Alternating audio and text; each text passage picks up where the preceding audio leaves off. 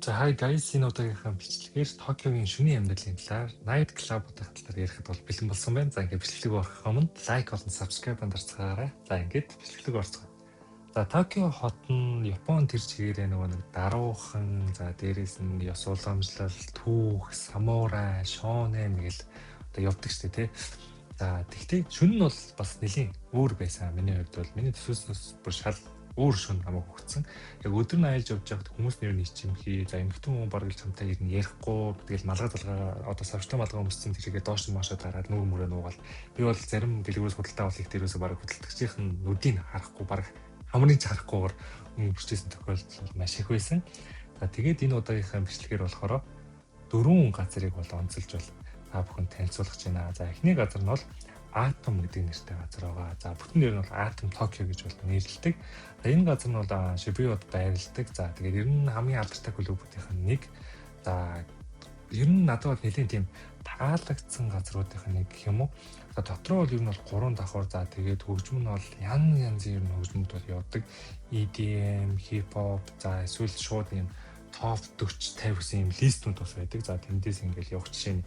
За энтригийн хувьд бол төлбөр бол авдаг. За эрэгтэй хүнээс бол нэг аль өдрөөсөө шалтгаалаад мэдээж 5 дахь бол үнэ өсч өсөв. За тэгээд эрэгтэй хүнээс бол нэг 3,000-аас 4,000 йений төлбөр бол авдаг.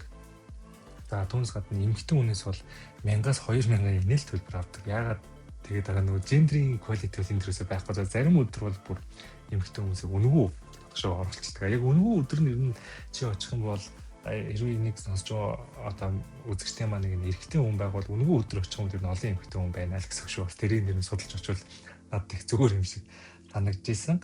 За тийм газар байна. За ер нь бол залуу ирч хүчтэй тэгээд ихвэрлэн гадаад хүмүүс очдог тийм клуб юм шиг надад бол санагдсан. За тэгээд гэрэлтүүлэг, дуу хөгжим, ирж байгаа DJ-нэр за бүх юм бол маш сонирхолтой. За давхар бүрээрээ мэдээж жоохон өөрөөр хөгжмүүд явна. За тэр дундаас бол таныг болон чамайг одоо дуртай зүйлээ олоод сонсоод дуртай хөгжим дээр бүжиглээд хүмүүстэй танилцаад гоё байж нэгдэг бол итгэлтэй байна.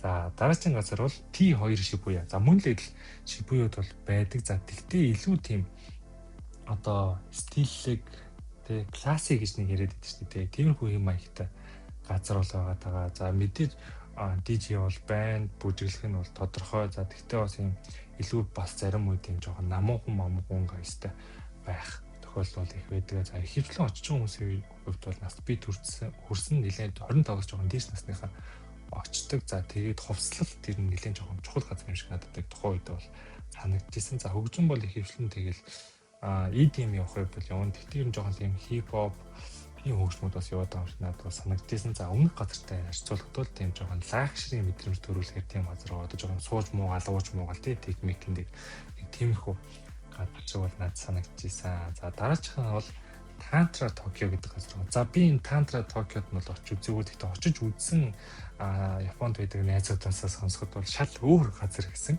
Одоо яг юм мэдээж DJ-нэр байна, мэдээж бүжиглэн. За тэгтээ юм амьд перформанс үзүүлдэг гэдэг аахгүй одоо юм тийм хүүхдүүд мөхнүүд юм нөө янз бүрийн хувцастайгаар зэрэг бүжиглээд тийм газар гэсэн. За тэгээд гадаад хүмүүс их очдог, жуулчдаас юм их байдаг. Тийм газар байгаа даа. За тэгээ хэрвээ ийшээ та бас юм бүжиглийнхаа дундуур бас юм тэгээ лайв юм амьд одоо шоу тоглолт үзэхийг хүсэж байгаа бол бас ийшээ очиж үзүүл зүгээр ах гэж бодож байна. За миний хувьд бол нэг 30-аас дээш насныхаа очивол ер нь их зүгээр баха. Миний хувьд бол гэж бодож байна. За сүүлийн газар нь бол зөөг.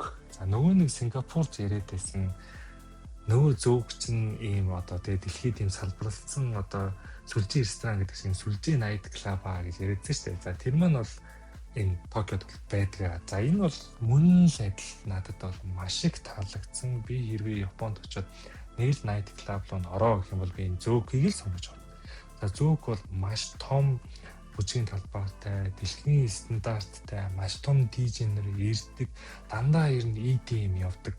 Би өөрөө нөгөө нэг юм одоо EDM буюу нэг дэлхийд алдартай хөгжмүүдийг микс хийсэн тэднийг сонсохыг одоо илүү үздэг гэсэн. Би бүжиглэхээс гадна дуулахыг хүсдэг тий. Тэр чанга орчин намайг дуулж байгааг угсаа хэн сонсохгүй тэгэхээр миний тэр толгоор нуу яана гэвэл хэн ч чам хоохгүй.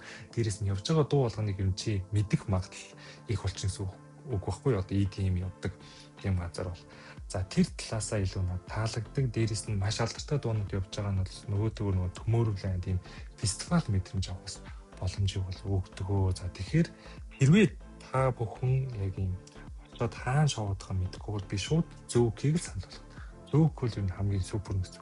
За тэгээд Японы ялангуяа Токио хотод бол шоудах бол бас нэг тийм хямдхан бол биш. За entry буюу нэг орохдоо төлдөг тасалбар маань бол ер нь бол нэг хамгийн хямдтандаа 2000 yen. Тэгэл дээшээ юм 4000. За би хамгийн үнэтэй нь 6000 yen газар бол байсан санагдаж байна. За уух юм бол тэгээд 700-аас 1000 yen хооронд бол байдаг. За ойролцоогоор нэг орой нэлээд толтол шоудахад ер нь бол нэг халааснаас нэг 8000 yen бол хөнгөн гарна. За дээшээ дахиад үзэх юм 100000 yen бол бас товчхон ер нь амархан гарчдаг тийм газар байгаа шүү. За ингээд энэ удаагийн бичлэг нь дуусж байна. Дараагийн бичлэгээр уулзцгаая.